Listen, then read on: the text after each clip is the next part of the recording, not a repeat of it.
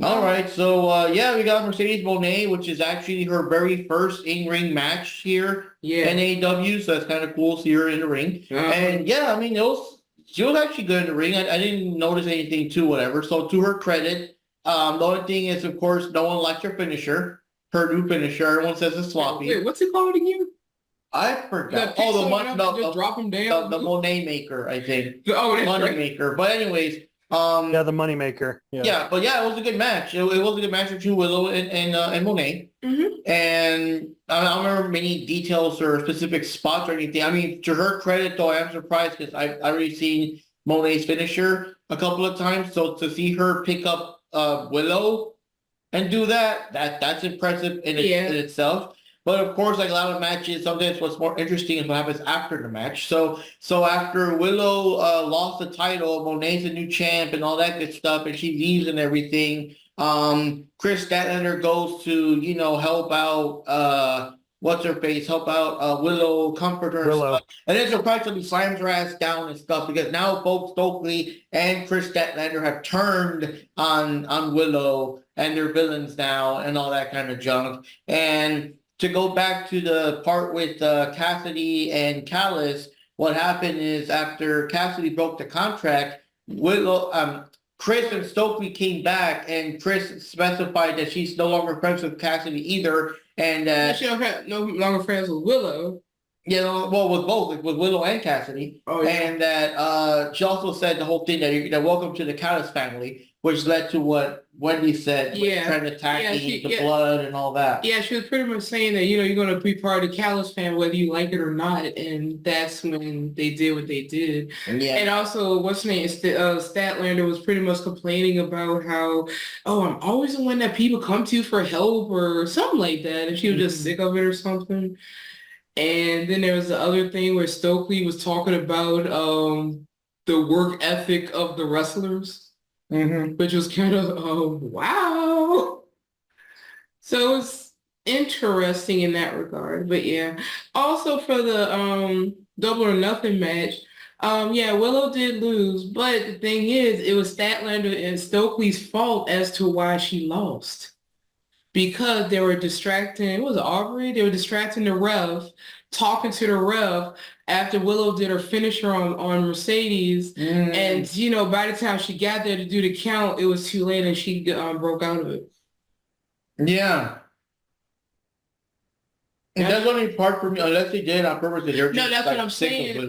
Yeah, that's what I'm saying. So that was obviously set up, that was obviously intentional as opposed to, but I thought it would be weird why why they would be fussing with them or why the other not like saying, wait, look at Willow. Because, if they're for her, they would have been like telling her to look. But, everything was just happening. We're just seeing the match and you put it together after the fact and you see that they turned on Willow.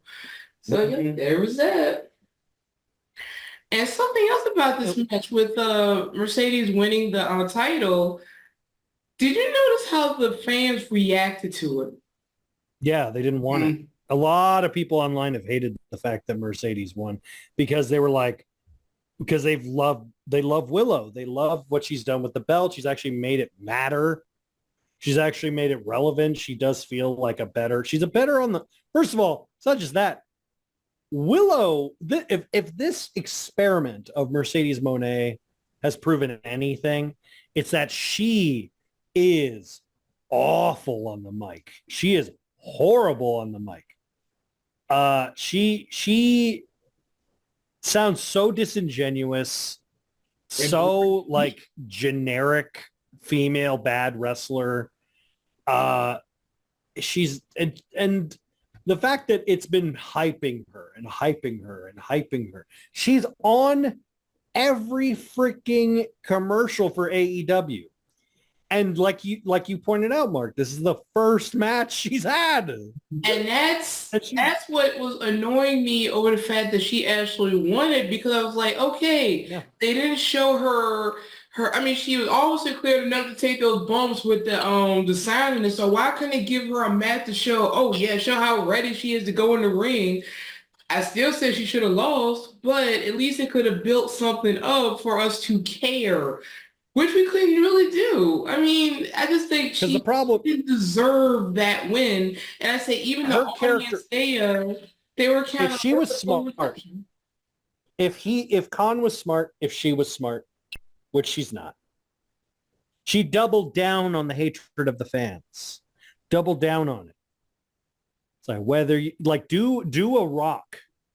Do a thing where you turn on the fans and go like, they paid me the biggest bucks.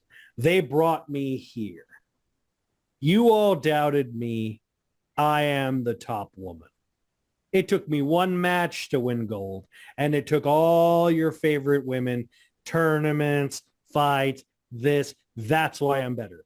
And that's why I'm the CEO. You know, something like that. Do that instead, which is going to be like, I'm awesome, and I'm representing Africa. I'm like, shut up. Okay, I'm sorry, but now I want to see Jack Knights do the whole thing. Oh, dude. No. But the thing of it is the reason people like Willow is because she seems genuine. The best baby faces get with the crowd because they seem genuine. That's why people like them, because they're like, hey, they talk from the heart at you like you're just the only person in their audience.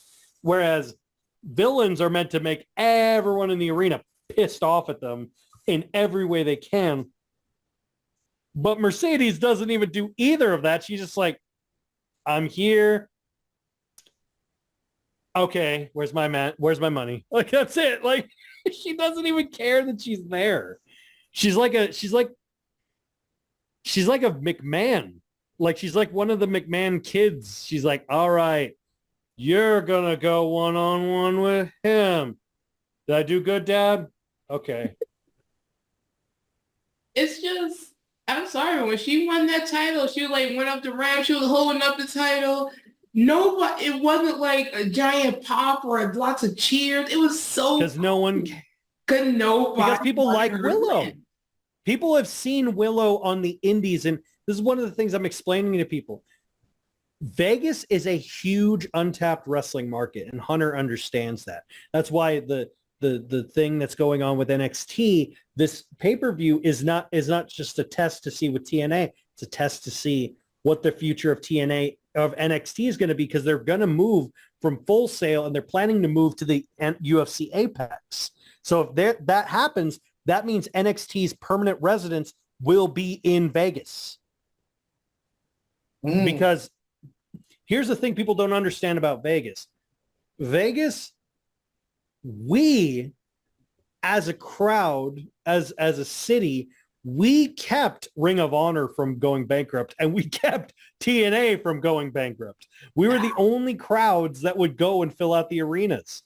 Everyone else would go like, well, let's go to Nashville, and then nothing. Tennessee, nothing. But anytime they did a big show in Vegas, instantly sold out. Until last year's Double or Nothing.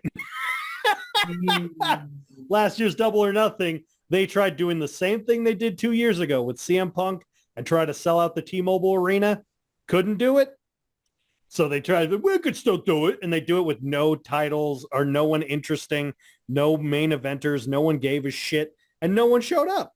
So now they had to go back to the original building they first wrestled in at the Grand Garden Arena, which has a maximum capacity of 15,000 people. That's from A to Z. So let's say about maybe a 9,000 capacity seat. And they were like, even they were like, eh. The bad thing is that even the people, the closer to the cameras and whatever, when Mone won, they were all like, oh yeah, there are people that back. Yeah, because they don't like Mone. And all that. They want to see Willow, because Willow wrestled in Vegas for a long time. And not just that, she's also like, she's developed a rapport with the crowd. She's genuine. She's happy. She's bubbly. She reminds, and I've heard it from a lot of fans, Willow reminds them of NXT Hugger Bailey. Yeah.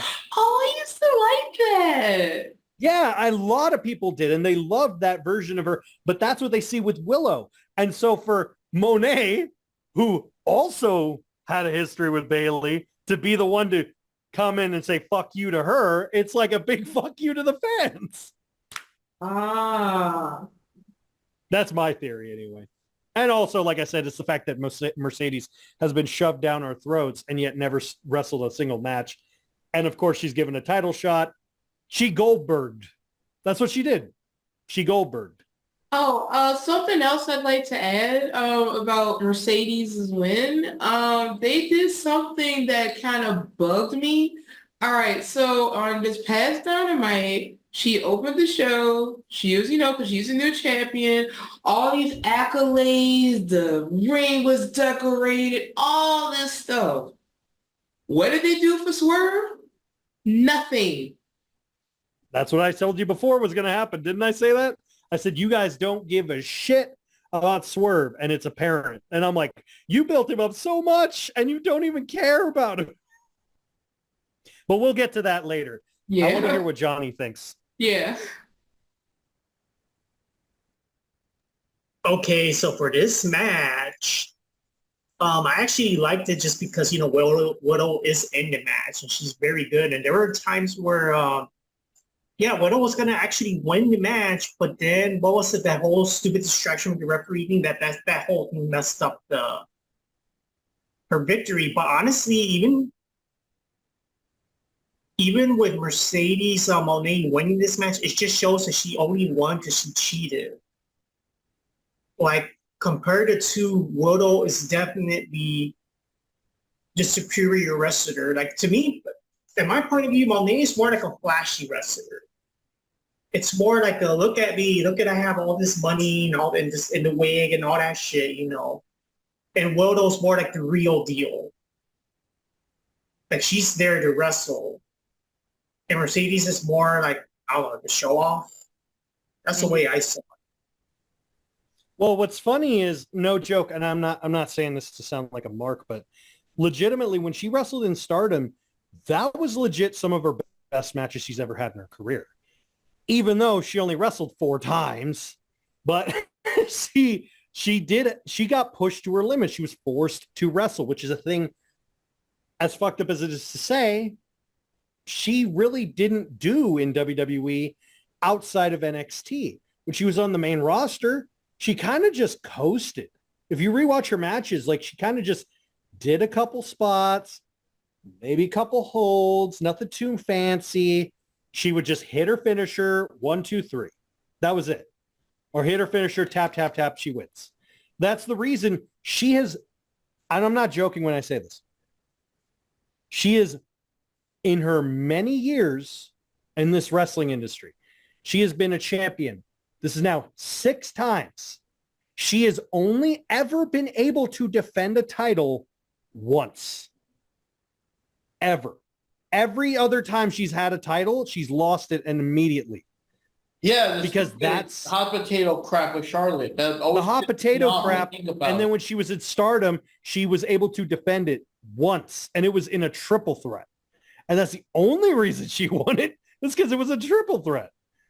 And then, like, when she got, and then she fought Mayu Iwatani, and she whooped her, and Mayu whooped her ass so bad she got a big welt on her forehead. But then, like I said, she goes and fights Willow in this tournament. She does pretty good.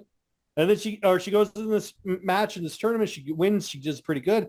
Then she does a stupid spot on the top rope. She gets on the top rope, which she never does. She's only done it twice. Every time she's done it, it's failed. She gets on the top rope. She falls just like Edge did, falls, breaks her leg, and that's why she's been out ever since. And then now she's finally come back. So not only does she have ring rust, she has experience rust. She has physical rust. I'm surprised Willow put as much effort as she got as much effort as she did, to be honest with you. But yeah, I agree. Johnny got it on the ball. It's just like, she's just a flashy wrestler. She's just a spot wrestler. And she refuses to learn that you need more repertoire. And I guarantee you AEW is not going to train her. That's for damn sure. So it's just going to be Botch Fest City. Because even that's another thing. Apparently on Twitter, there's more of a storyline than what's going on with the stupid Sky Blue shit. Because on Twitter, Saraya literally said, I don't want you to ever forget that you stole my career from me and I had to gain it back and I'm coming for yours. And I'm like, yes, that's building up a story. Yes. Yeah. I mean, One thing I want to say to lose kind her of drop the ball is that Sasha came out, or Monet came out, like Wendy said, big to do.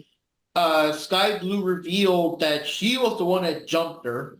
And that would have been a cool intrigue if they kept that going. But instead, that very same night and episode, they had their match already. Yeah, no, I gotta get it right though. Tony made it so that they will have a title match that night. Yeah. So Monet whooped her ass. Okay, goodbye. Story's over. They like what Wendy was telling me. And then Stephanie Vaquer.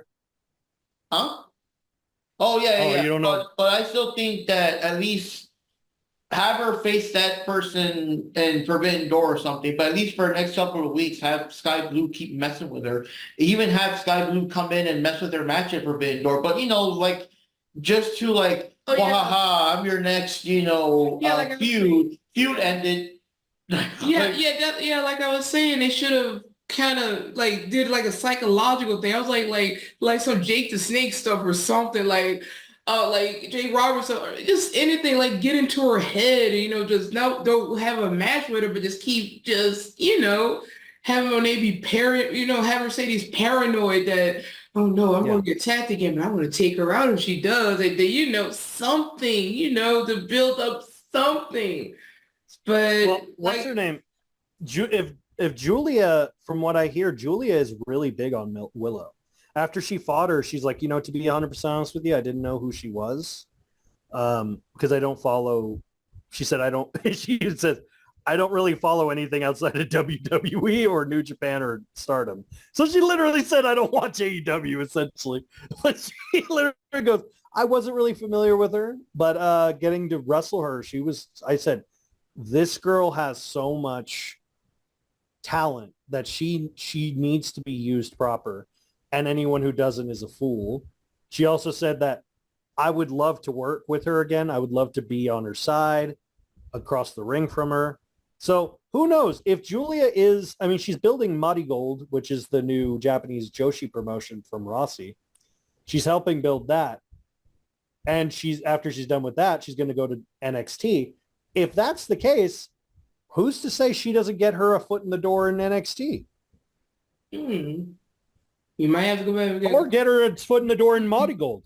If she gets a foot in the door in Mighty Gold, or Stardom, that would be great. For Willow, that would be nice. But anyway. But like I said, the Sky Blue thing, they really dropped the ball with that one. They really should have kept that going, have her in her head. I mean, you knew she was going to lose. Terrible storytelling in AEW? That's not possible. No, everything is great. Don't you know? It's great.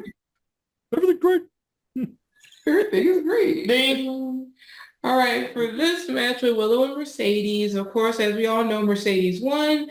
Everybody went for Mercedes except for Mark and me, because I went for Willow.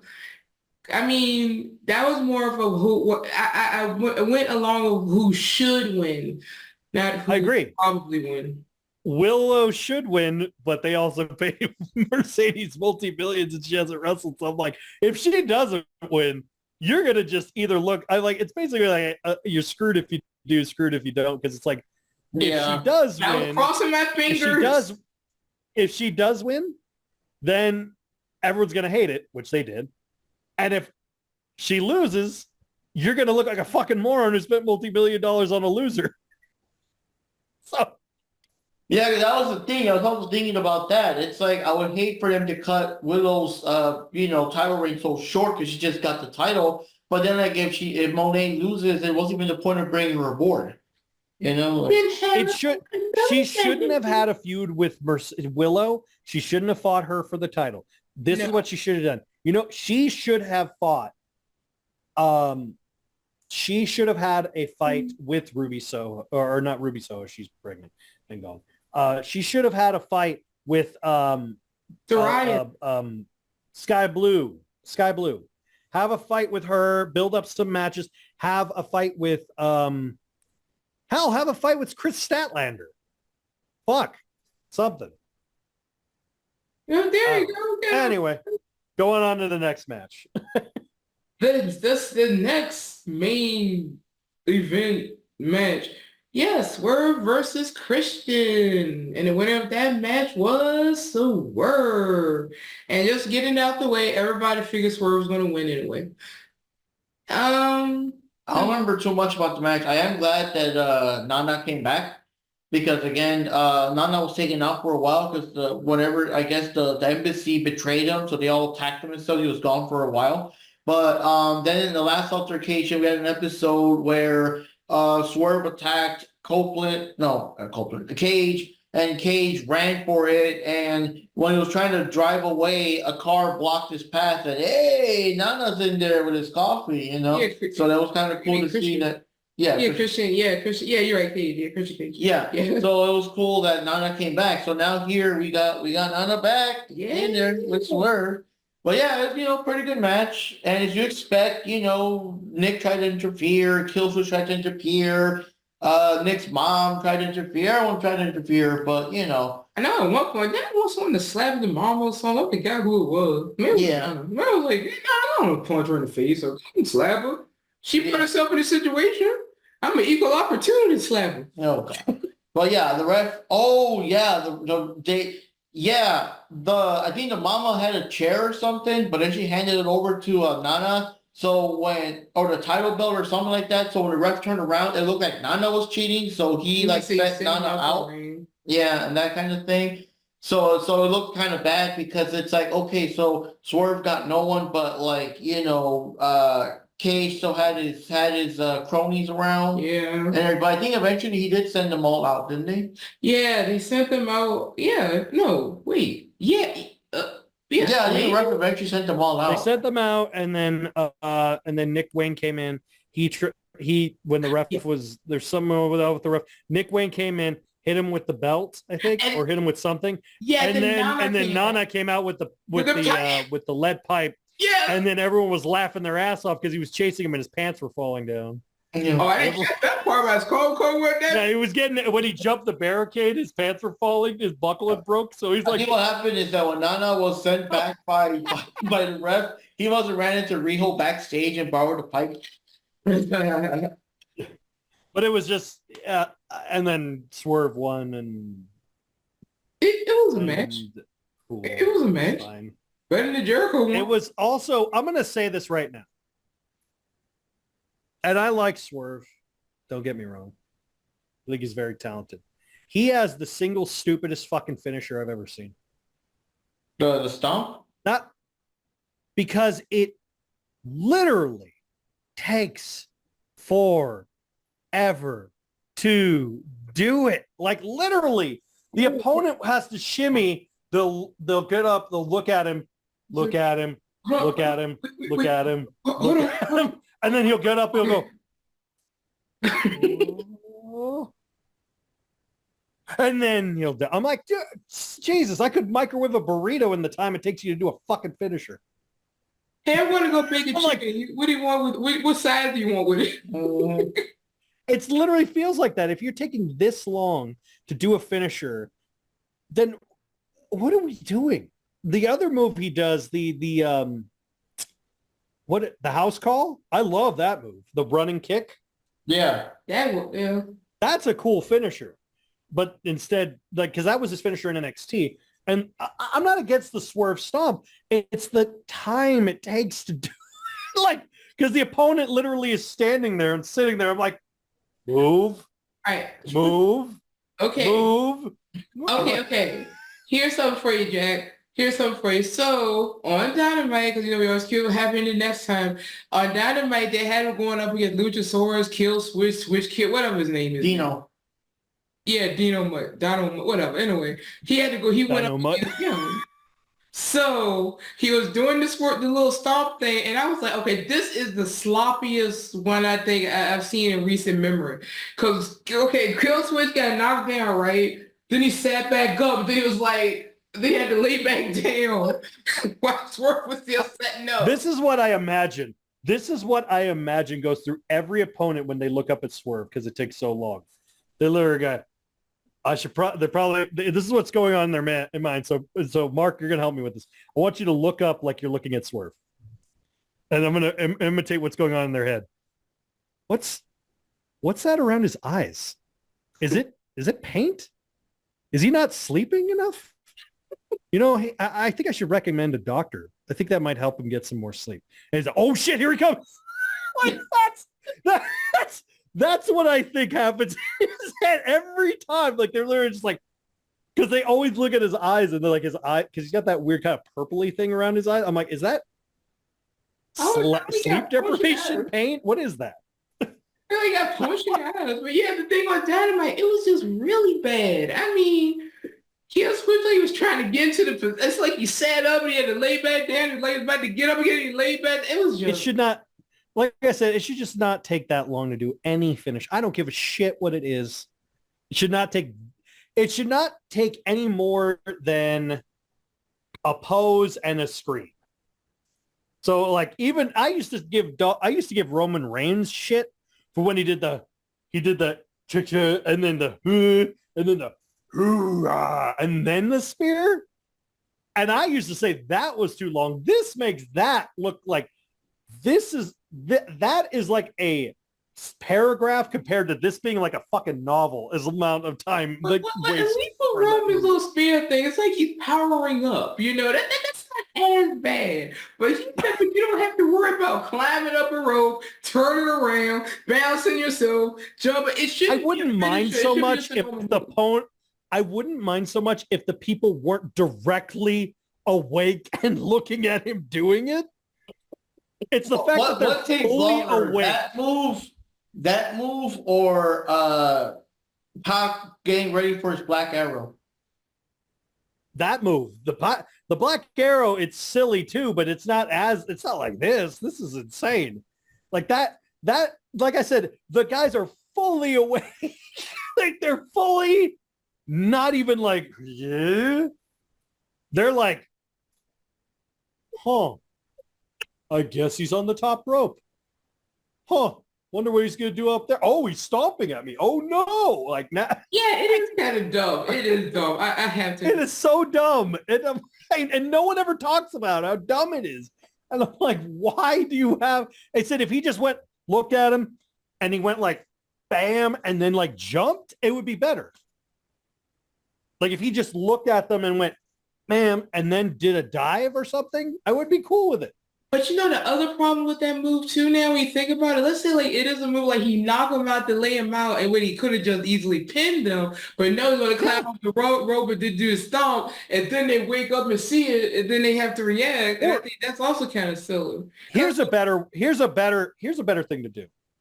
Get on the top rope, do a move like this and go, whose house? Where's house? And then dive. Just let the crowd do one last whose house, Swerve's house, and then that would be cool. Yeah, or another thing to do is that have the wrestler kind of like get up just as he's jumping. Yeah. And it's like like have them out, and then they're like the person. Yeah, but that's the thing. So kind of, and then like it's too what late. You're saying, if the wrestler's lying down. When Swerve says, you know, whose house, the wrestler knows that's his cue. He'll like kind of get up, and then bam, it happens faster instead of like, you know, like yeah. It adds more tension to like, are they going to get out of the way? Yeah, as opposed to them standing and sitting and sitting and sitting and sitting. I'm like, yeah, that's what I think happened with Kill Choke? Dino. So like I said, he actually sat up and then he kind of laid back down real fast. Yeah, or if you watch Joe's match when he fought Joe, and Christian did this too. It's hard to see with my arms, but he was like this, and then like he was like fully looking up, and they went. I remember the one with Joe. I remember when Joe did that. And I'm like, they did it with Christian. I'm like, dude, come on. You guys are veterans. You can't make it look more convincing. What about you, Johnny? What do you think? Okay, yeah, I do agree that that finisher does take a little too long and too much like suspense. Like the wrestler's just looking like the whole time, like what the hell? Like, it's stupid. Like I think the finisher is not bad, but just make it faster. Yeah. Instead of wasting time with the whole like people like that. Just do it faster. Just get straight to the point, you know. Other than that, it was just. I mean, it's a good match just for the fact that Swerve's in it. I pretty much enjoyed the match because Swerve's in the match and he just fights really good. He's a very good wrestler, very technical. But other than that, like, the match was very I don't know, like Christian Cage was all over the place, like having the Kill Switch, Nick Wayne, and Mother Wayne trying to intervene with the match a lot like that. Like that's just kind of like I think they kind of overdid it in that department. But other than that, it was still a good, decent match. Mm. All right. So like I said, everyone gets a point because everyone went for Swerve. And as I mentioned on the next Dynamite, Swerve goes against Kill Switch. He wins that match, and he actually takes some of his hair, like they pulled out his a few weeks back. Yeah. And then, of course, they had a big match. This is the part that kind of worries me, though. They had a match with like random people coming in, and whoever wins that match is going to face Swerve at Forbidden Door. And it just so happens that Ospreay won the match. So I'm kind of concerned about that one because, again, I'm a fan of decent title reigns. I feel Swerve just won the title. I don't want him to lose it to Ospreay so quickly. Mm-hmm. Yeah, I kind of forgot about that. You mentioned it. Yeah. Yeah, but at the same time, I'm thinking Ospreay is kind of like a Mone situation where it's like if Ospreay doesn't win the title, then why bother? So I don't know. But he's already holding. Oh wait. Yeah, he is. Yeah, he just won the international championship. But Swerve's got like the bigger deal, the title. You know what I mean? Yeah, that's true. But that's no, he didn't win the internet. Yeah, he won the international. I keep forgetting. Yeah, he did. I forgot Okada has the breakfast championship. Sorry. That's what I call it, the breakfast champion, because it's the continental.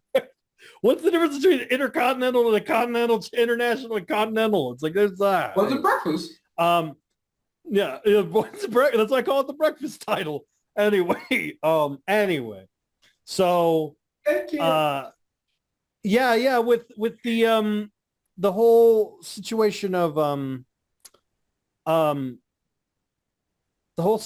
with Swerve, like everyone is saying the same thing. It's way too soon for them to fight. That should have been a match. That match should have happened at Wembley. Yeah, that's what I was telling Mark. I was saying no. Ospreay and Swerve should be a Wembley match. It shouldn't be a Forbidden Door thing. Mm-hmm. Yeah, because Ospreay is no longer, he's an AEW guy now. Say have Swerve. He's not a New Japan guy. So why the fuck is he there?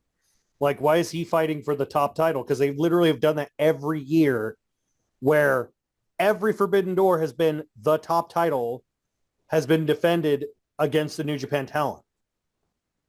Yeah, and that's the thing. You have during that I forgot what it was called. It was called something like Forbidden Door Casino Gauntlet match or something. It was called. I think Umino was there. It's called a Royal Rumble. Shota Umino, and I'm like, that to me pissed me off because I'm like, dude, Shota should have won. Shota is the current top guy. Or hell, if was Yota Tsuji in the match?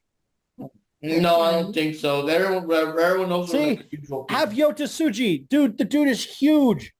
He's huge. He's good. He's literally like if Roman Reigns was a better wrestler, and he's got the best smile in the biz. He's literally like his whole gimmick is just him like menacingly smiling. He looks like I'm not joking. If you look up Yota Tsuji, he looks like a fucking Fatal Fury villain, and I love him for that. Oh, geez. Like he looks like a guy who would come straight out of either Fatal Fury or Tekken. And I'm like, he's so good. Oh my gosh, that we are cool. He dressed up like, I don't know, like he's Howard or something. I don't know. Yeah. Okay. When you get time, look up Yota Tsuji. Legit has one of the best spears in the biz. The dude is a diamond. This kid is good. But that's the thing. Have it against him. He's young. He's talented. He's huge. He's a powerhouse and he's a good technical wrestler. So what the fuck? Like, or have a, I don't know. Have a, I'm trying to think who else could have been it. There's Yota Tsuji. There's I don't remember who fought in it. Shota Umino, Ren Narita.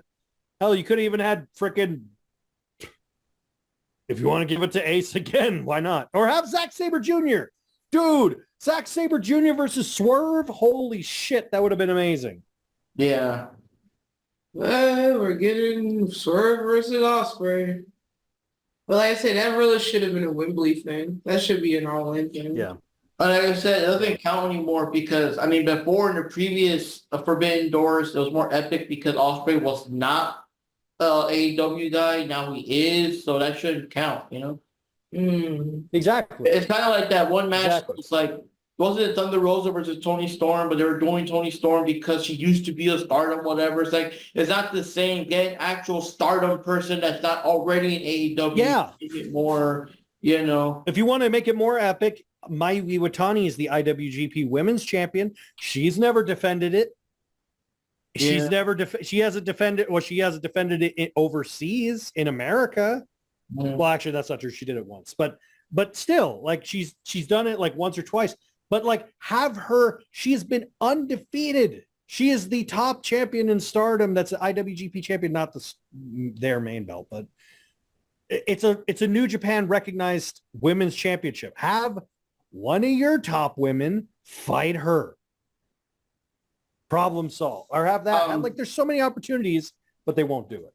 Anarchy in the arena. Oh wait, no, that's not my style. But anyway, The clusterfuck in the Coliseum. I like how the guy even said that, you know, welcome to the shit show. You know, that's the announcement.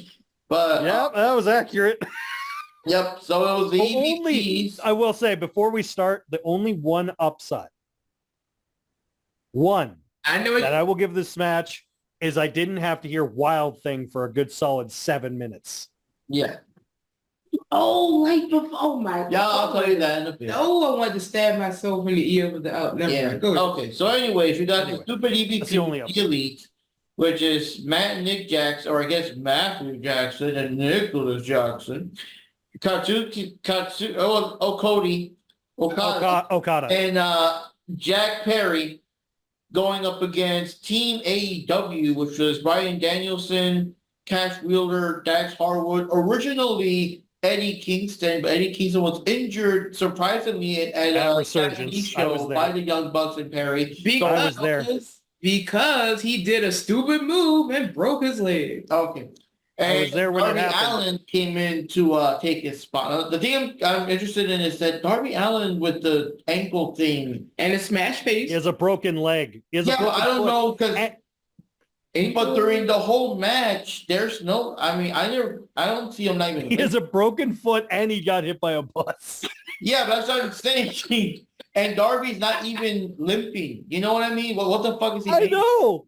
That's the Yeah. funny thing. It's literally Yeah. like, Well, we get to- like, I think the funniest thing before we go any further, it's literally the joke of the worker who will not take time off no matter what happens. It's literally that joke of like, you've just been shot, now walk it off.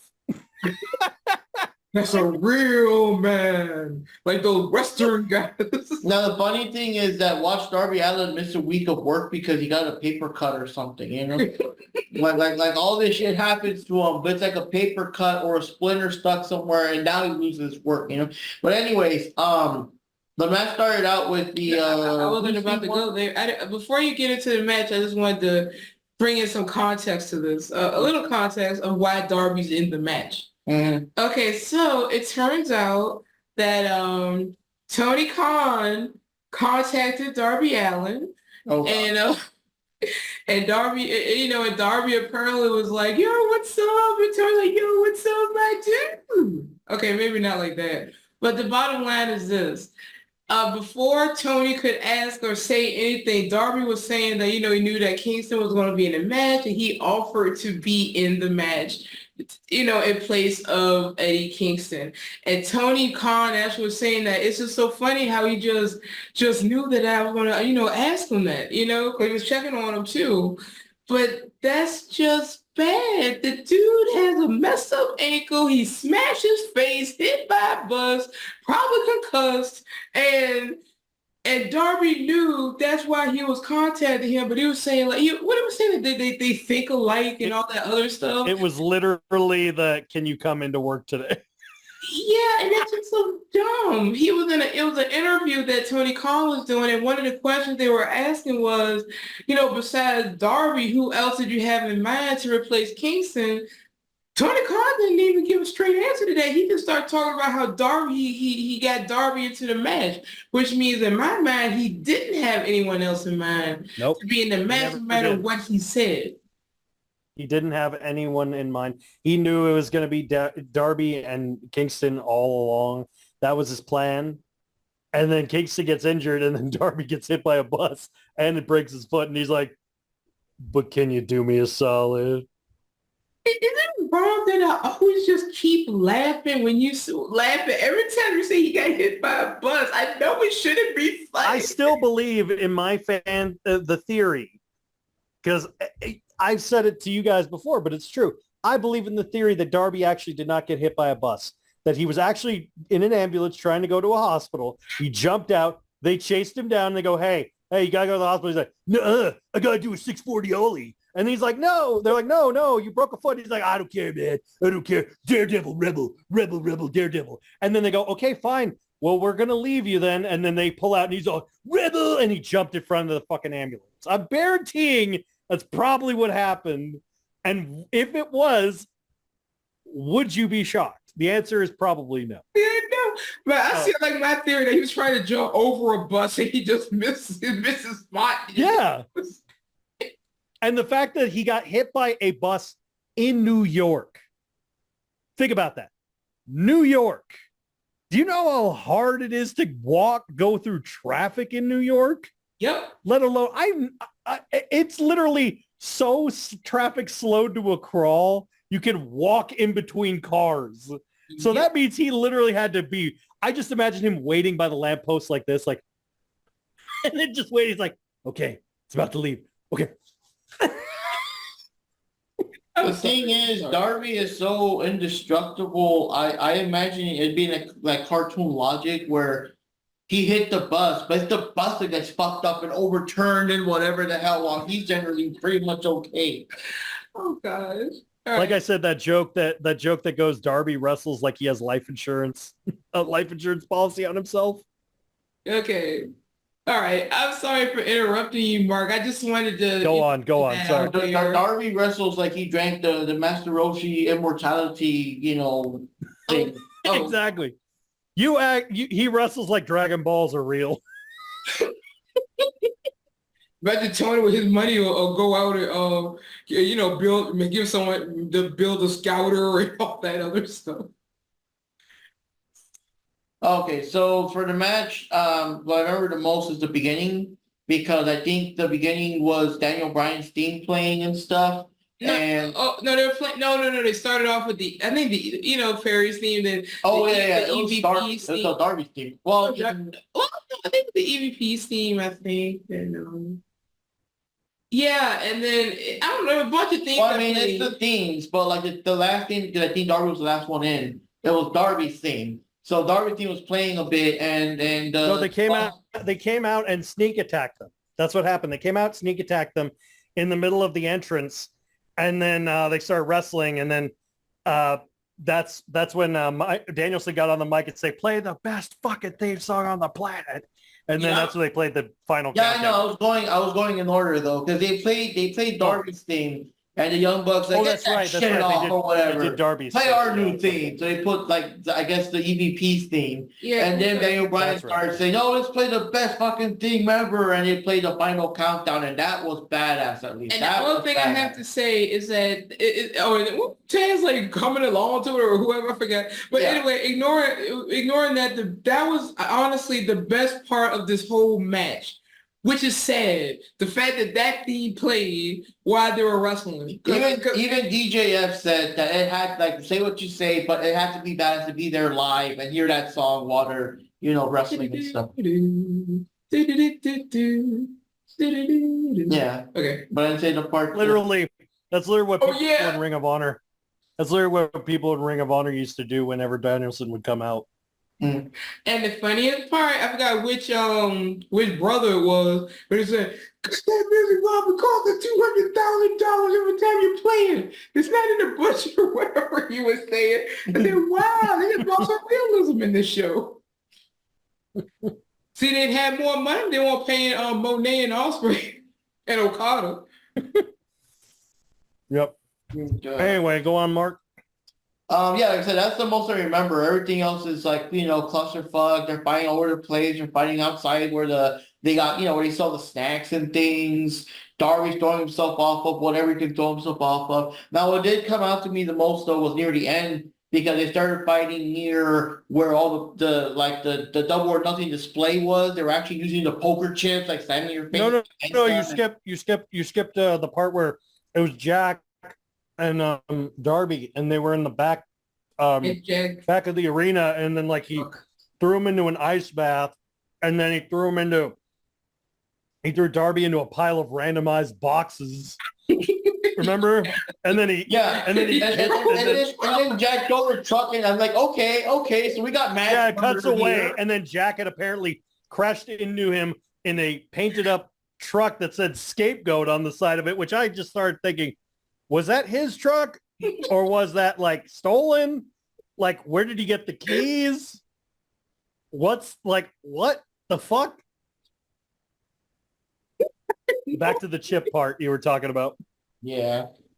Now, the part that gets me is, okay, so there's a part where Perry like walks past Tony Khan and sees him and then grabs him and stuff. Where number one, it's like, okay, why, like, if the EVPs, whatever the fuck they're called, if they're taking over because Khan was out, because he was out of action, with the neck brace and all that bullshit, why are they still in control now that Tony Khan is back? You know what I mean? But anyways, Jack grabs him and starts rolling him down like out in the ramp or whatever. Yeah. And then fucking what's his face? Darby Allin hits him with a flamethrower, and ADP's got like the extinguishers, and which they were already pre-prepared with because they got to them too fast, like they were waiting for it. Yeah, I know. And all that. But the thing is, like, I know the kayfabe crap, but it makes zero sense because, okay, so this dude attacked you twice now, but he's not fired. But CM Punk just basically looked in your general direction, and that was enough to get him fired.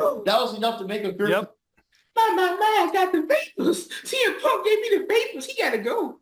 I know. Like, and not just that, it was also a matter of the fact that, anyway, I'll save my rant for after. You just keep going. Yeah. Sorry. So things got crazy and I think it got bloody because Dax is now the new Moxley. He gets busted open all the time. I don't know why that just started, but it just got sick. It got kind of sick. The blood and stuff, and then the way they actually tied cables around Darby and hung him upside down like a fucking pinata. Oh, they have the stupid pumps with the thumbtacks on the bottom, the soles or whatever you call them, and I don't know, man. And the reason that the EVPs he was hanging upside down, and the crowd was chanting, like, because Danielson was fighting some of them, and he was hanging upside down from the rope, and literally the crowd was saying, "Please help Darby."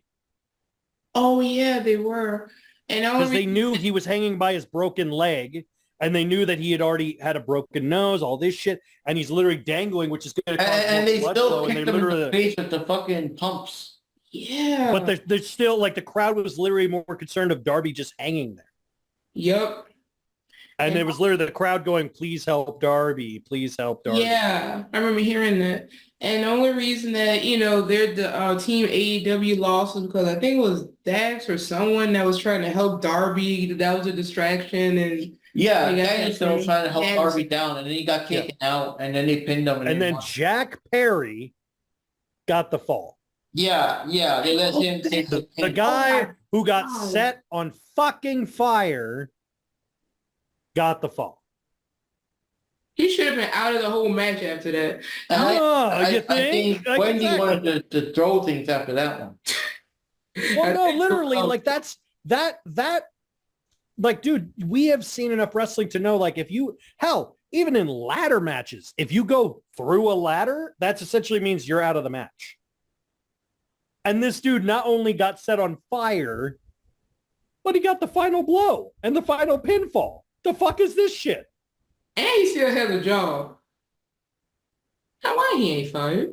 Even in kayfabe, he really should be suspended, paid something. And something else that was stupid about this match: exploding chairs. Yeah, that's bad to explode shit. Now here's a random scenario. It got kind of ruined a bit because now they got I guess Christopher Daniels will be the one now using his abilities to fight back against some of the young bucks, so they're not completely in control of everything. So I was telling Wendy that one thing that I would have done, and this is free pay-per-view, would have been have Tony Khan come out because he's good now, no more neck brace. Explain that Perry attacked him twice and blah blah blah. This is going too far, blah blah blah, and that he's fired. Kayfabe, whatever. He's fired. Have the young bucks come in and be like, oh no, we're the EVPs, blah blah blah blah. As long as we're around, he's still here. That kind of bullshit. And then have Tony Khan give some kind of this wishy-washy stuff, how he wants to be everyone's friend and he's whatever, blah blah blah blah. But then have him be kind of like you guys are the EVPs, but I mean you gotta remember who the boss is. And it's like, and I really don't want to do this. Believe me, I don't want to do this, but. Yeah, have him, like almost act like he's like ashamed of it, but kind of like, and he just leaves, and then Brian Cage, Lance Archer, Hobbs, all the big guys just come in there and fuck up the Bucks. Like it's implied that Khan sent them, but he's like, his what? So he doesn't break character too much because I don't want to be a character on TV. I don't want to be the bad guy, but do it kind of like you force my hand, And the thing that's funny about what you just said there, I mean, if Tony Khan could drive up to the place and let that little 80-pound weakling with the flamethrower in, why can't he send in some guys with some muscle to take care of business? Yeah. What do you think, Johnny? I want to know what you think. Yeah. Personally, I hated the match. I just hated it. I thought like it was all over the place. I just hate the fact that the Young Bucks are in the match and that they won this fucking match. And I hate the fact that beyond the storyline, like AEW in general, like Tony Khan in general, just doesn't really care about the well-being of his wrestlers because Darby Allin is seriously injured.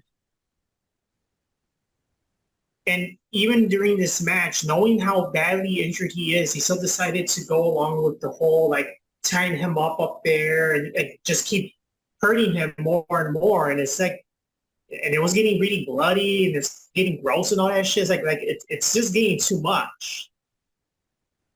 And Tony Khan allows all that shit to happen. Mm-hmm. And you have fucking people like Jack Perry coming back and he's not suffering any consequences. He's like, whatever. And I don't know. I just think the whole thing is stupid. But the part I do remember the most about the match was just that part, the Darby Allin being hung up there and it just keep getting more injured by the minute. And it's just like, damn, like this is how it is. Like shit, man. It's just too much to digest. I wanna say something. I'll be right back. I want to say something real quick before I go.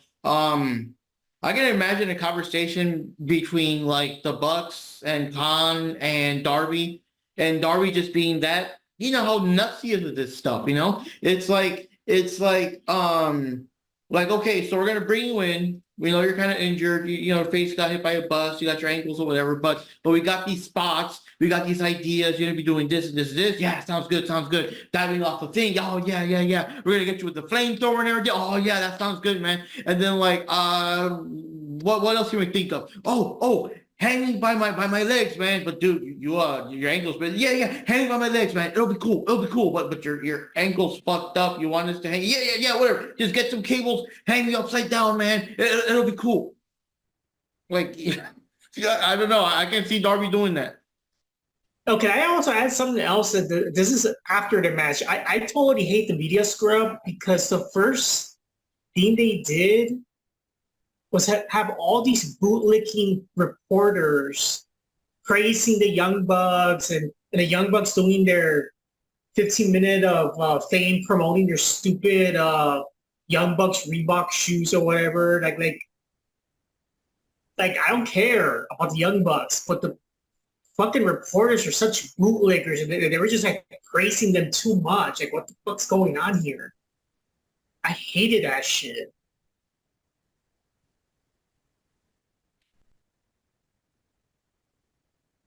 Yeah, it was just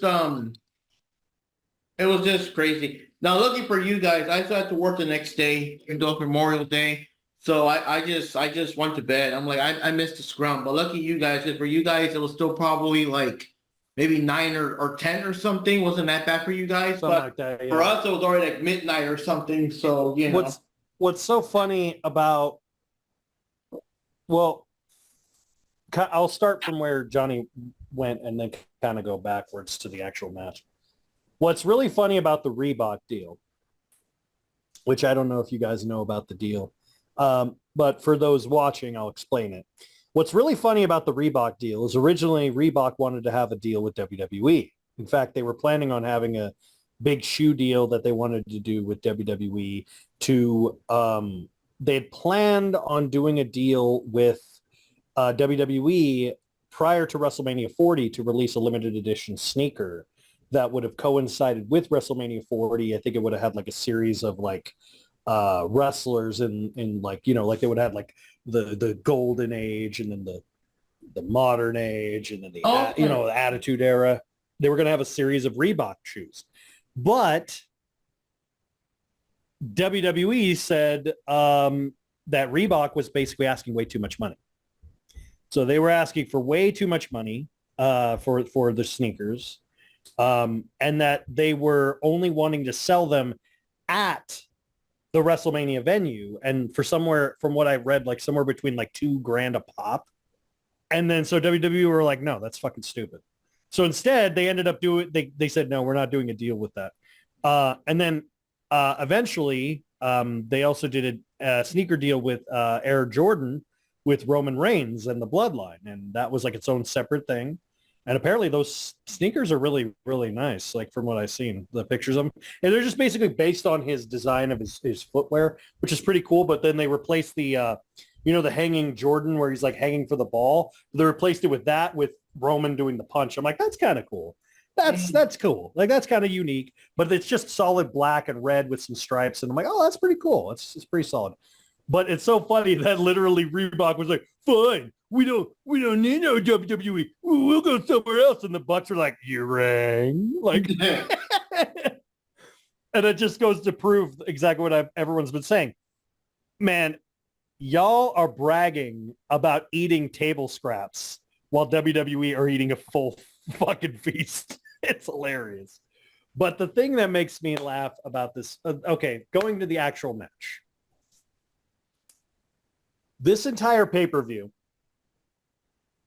as a whole, from A to Z, every match from A to Z, except for Deonna and Thunder Rosa, was won via bullshit shenanigans, as in someone interfering, or bullshit weapon spots. The entire card was like that. And it was just full of it. to the point where it's literally like this is something someone pointed out as a that was an AEW fan, and they said this. They said, when does it stop? This is my question about this whole thing. When I first saw Flamethrower, Flamethrower, and I'm just like, I couldn't in a billion years imagine any wrestling promoter, even garbage wrestling promoters, go, you know what, we should get a flamethrower.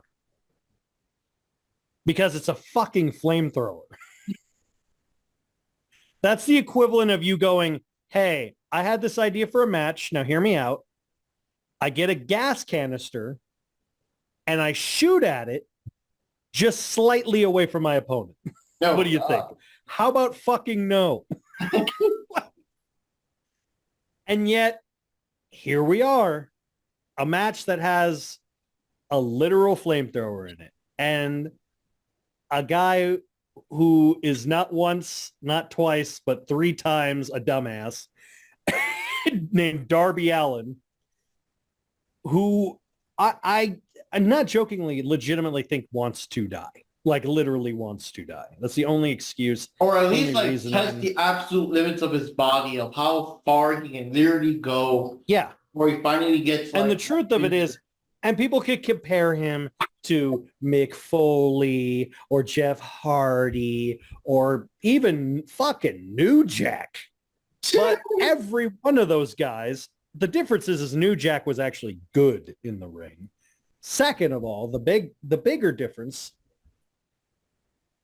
between Jeff Hardy and Mick Foley, those guys were rarities in a sea of good talent, and they had literal reprimands for doing crazy shit. They were held accountable for doing crazy shit. It was in a controlled environment. When Jeff Hardy did a giant ladder leap spot, it was pre-coordinated. Darby? Yeah. Do you think Darby plans his shit? Really? No. And the problem is, it goes back to the old saying that goes, the number one rule of wrestling, protect your partner. How the fuck do you protect someone from a flamethrower? You dunk him in ice first. Yeah. Literally, that's why when Jack Perry came out and he was looked like he was covered in whale jizz, it was literally because he was coated in that cellophane jelly that protects you from fire. Yeah, and he didn't just have it on his pants. He had it all over his body. And like I said, I can't get over it's a flamethrower, man. How do you not talk about anything but that one spot? Are we going to also talk about, there's also the clusterfuck that is the reoccurring trope of the Anarchy Arena multi-man tag trope of AEW. The cameraman can't focus on what he wants, so he's going to put it in front of the crowd. The whole match was that. It was literally like, and then cut away. It was like, and then cut away. It's like they steadied on the camera for a full 30 seconds of Dax Harwood grabbing 2 beers and then cut away to, I think, Danielson hitting someone on their chairs, and then cut back to Nick Jackson all knocked out, all down and covered in beer. I'm like, we didn't even get to see him throw the beer. I'm not gonna lie. I didn't keep my attention. I was just, after the final countdown, I was like, I was out. The song ended. I was out. My interest was gone. Yeah, and of course, the reaction the crowd, the reaction the people had watching this match is like the reaction of seeing a small snake eat an entire full-sized watermelon. It's more of like, I'm not confused or impressed, but I can't stop watching. And you're also just intrigued how that works and why you're still watching. It's just like, what was the over-under for that one, Wendy? I think Johnny already. Wait. Yeah, he did. So for this one, let's see the elite one. So let's see. Everyone receives a point except for me and Johnny because we were just so I just did not want to root for. This was I didn't more want to root for them either. of But at this point, apparently, I'm like, I don't know. I'm just, but like, it goes back to my question I asked seriously. Where does it go from here? Like, where you can't top, you keep trying to do crazier and crazier shit. You can't. Short of getting out a buzzsaw and cutting a person's head off, Don't give them you ideas. can't do anything. Yeah. It's like, God, what can you do at this point? You've done everything. You've done glass spots. You've done freaking thumbtacks. You've done glass. You've done fire. You've done freaking Kool-Aid matches or whatever the fuck that Mimosa match. Oh, yeah. They did that. I'm like, what more stupid shit do you need to prove that this is a garbage? What more do you need to prove that this is a dumpster, a garbage wrestling company? Both literally and figurative garbage wrestling. He pushed your ball in the garbage can. That hurts my soul. It is though. It's literally like, I don't know what the fuck you guys want from this as far as a company. Like, what do you want? You either want to be a competitor to WWE and an alternative to WWE, or you want to be a dumpster diving clusterfuck full of your buddies who you pay multi-millions. At this point, You have to pick a lane. A what? It's an alternative mess at this point. TNA is run better than this. Well, 100 times TNA better than this. Well, to be fair, TNA is like the Phoenix. You know, it never dies, and if it dies, it always comes Right, back. but no, it's just an overall better show than AEW because at least I give a shit about the wrestling. That's all it is. I just like, I don't know. I'm trying to recall what happened on Dynamite with this whole thing, but I just don't care. Oh yeah, they announced the thing with the title and Christopher Daniel being the mouthpiece. Yeah, you're gonna have Darby Allin jumping in a pit full of rabid weasels. What? I don't know. Like I said, I still think Tony has some kind of secret experiments going on where he's cloning Darby Allin's so that way he can like bring him in to take over and Probably. You know, I really wouldn't be shocked at this point. And something else that we were talking about earlier as far as like the IWGP championship, I know going back to the Moxley thing and how I don't think he deserves to have it, and how you were talking about how he treats pretty much all of his titles that he gets like he doesn't make it seem important and try to make it seem like he's more important than the title. I would have to say, I even think Orange Cassidy did better with his with the title run. He did. Than Moxley, because at least Orange Cassidy, like he's trying to make it seem like something. And I've meant to say that earlier, but he's right. You're right. He did. He did that to Donald Justice. Adam Copeland did a better job as champion. Literally, fucking R-Truth with the 24/7 title is a better champion than Jon Moxley. Just the fact that 24/7 title actually existed in my mind, I was like, oh my God, this is so lame. But yeah, but anyway, that's what I was thinking earlier, and I just totally forgot about that. But I was gonna compare him to Orange Cassidy, and like Orange Cassidy even did a better job. Here's a better idea. Why don't you, instead of having a stupid or what was it? What do they call it? Eliminator match for Moxley? Whatever. Why the fuck wasn't Moxley in the match? What? Instead of having a stupid eliminator match, have Moxley in the damn match. That would have made more sense. I'm all elite. I'm like, have him fucking fight. I don't care. How about he get injured again and stay away for a while? And then he has to drop the title. Yeah.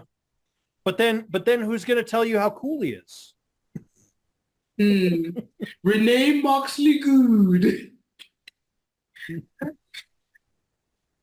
Anyway. All right, let's So what was the grand total for everyone? Now, here's something that's interesting. So we all have the six of us. So pretty much it was between, the two halves here. And the winners of this was Panda with 10 and Jack and DJF tied for 9. Now for the other three of us, Johnny won with 6 and you and I got 5. So I just thought it was kind of interesting how it kind of turned out. It was like two teams. It was like a triple threat match, 3-on-3. For the trios titles, huh? Yeah, for the trios title, but our team lost, and the Jack, Panda, and DJF team wins. Oh man. The way that's how. Oh, that's pretty cool. There we go. So yeah, I think it kind of gives our overall thoughts here. We're gonna see what's going on. And see where these storylines go. At least with the EVPs, we kind of see now that what's his face? Christopher Daniels is gonna be kind of ruining the fun for them. And I'm assuming while Kenny Omega also recovers and comes back, there'll be more things.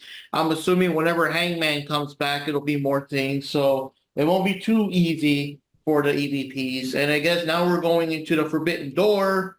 And I guess that the big pay-per-view is going to be Forbidden Door, right? Because I don't think Ring of Honor won't have one until probably a bit later. That's the next one. Oh, and one other thing I forgot to mention about the EVPs. Remember the Buck brothers?